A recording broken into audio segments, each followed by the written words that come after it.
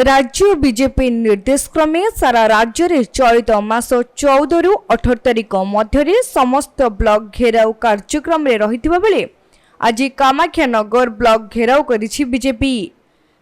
राज्य रे भ्रष्टाचार बढ़िबा सहित विभिन्न प्रकार दुर्नीति बढ़ी चलिछि।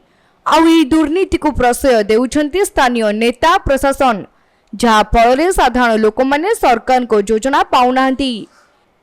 एही आंदोलन रे शामिल हेबे पूर्वतन राज्यसभा सांसद रुद्रनारायण पाणी, राज्य कार्यकारिणी सदस्य शत्रुघ्न जेना, विभूति प्रधान, जिला सभापति नरेश महापात्र समेत शताधिक दलीय कर्मी जिरीडी मारीठारू रैली बाहरी सहर परिक्रमा करी ब्लॉक आगरे पहुंची आंदोलन करथिले।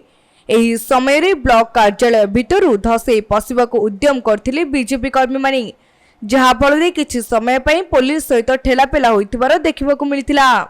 हम समग्र ओडिशा रे सब ब्लॉक आगरे सरकार विरोध प्रतिवाद सभा करा जायछि, किसान जन आंदोलन करा जायछि। सेतरो हमरा कामाख्यानगर ब्लॉक रे आंदोलन करा जायछि।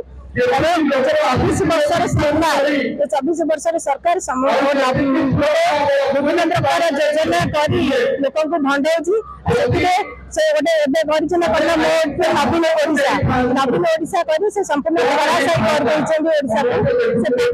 जिले आज माओ पोस्टर लगी आईन श्रृंखला संपूर्ण महिला टी असुरक्षित नेता मंत्री सरपंच संसद ये कहार भालू नहीं, ये प्रशासन चली दादागिरी चली तमिल शासन चली। विधायक माने जो सब जनता को बीजेपी विरोध करके आमे विरोध करुचु से आम कहूँ या बाजाप्ति करा पंचायत परिसेवा करा कार्यान्वयन करा आम ओडिशा नवीन ओडिशा करंतु कि पांड्यान ओडिशा करंतु से आगामी दिन में निश्चित करेंगे।